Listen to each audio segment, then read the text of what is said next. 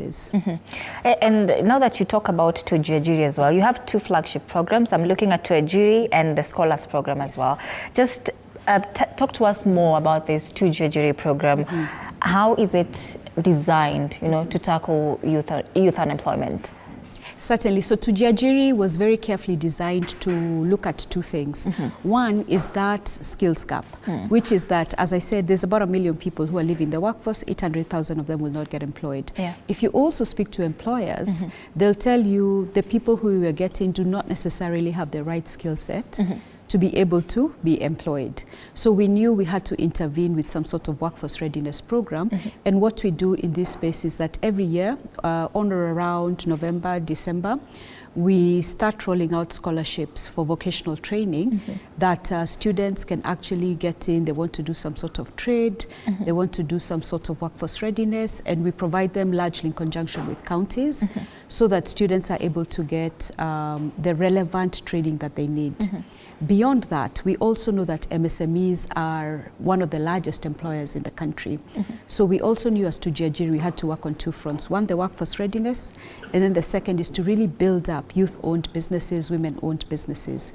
So we do this by partnering with training providers who we have found sometimes it's marketing that some MSMEs need. For some, it is around some technical skill, like maybe you're a beekeeper, I want to learn how to maybe have some sort of technical standard from KEBS.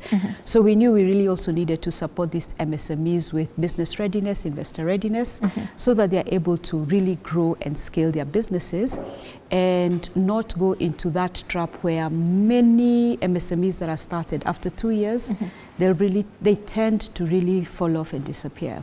So that's what we are trying to do with Tujiajiri. We've been relatively successful. We're quite proud of what it is that we've been able to do. And like for instance, to date, we've been able to help create about 150,000 jobs, support over 40,000 SMEs. We've also trained close to maybe 30,000 young people.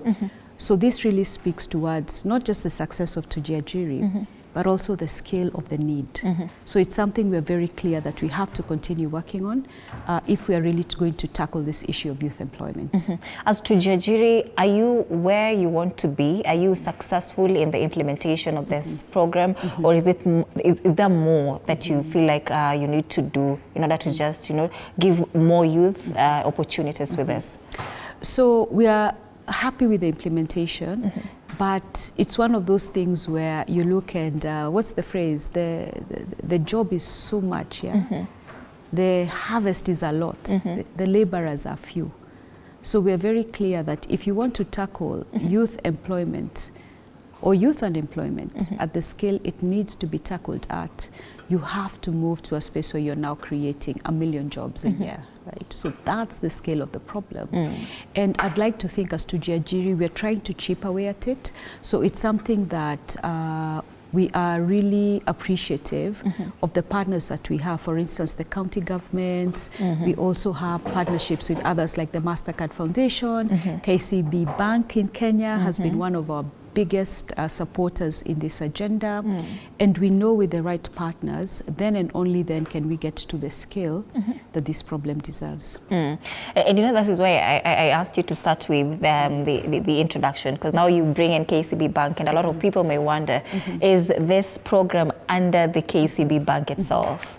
So KCB Foundation is a separate subsidiary of the KCB Group, and KCB Bank Kenya is also a subsidiary of the KCB Group.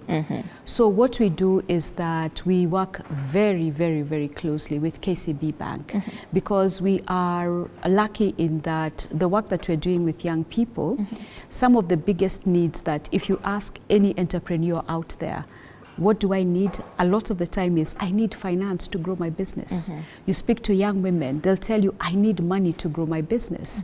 I need working capital, I want to buy X so that I can sell it tomorrow, right? So money is really the fuel that allows businesses to be sustained and also to grow. So this is where KCB Bank Kenya comes in, because in addition to being very clear about the need for the bank, to provide capital for businesses, like for instance under the female-led and made enterprises, they committed 250 billion Kenya shillings towards supporting female entrepreneurs. So we are able to really leverage on that by working very well with them and making sure that the women, the young women we're working with, that we are able to really funnel them to the bank so that they can get access to these ready-made financial products that speak towards our youth demographic, that speak towards our female demographic, sometimes farmers. So that's the collaboration that we have with KCB Bank in Kenya. All right, back to the Tuajiri program. Talk to us about how the journey looks like, you know, right from when somebody is enrolled with, you know, Tuajiri and then the recruitment process all the way to business ownership. What does the journey look like?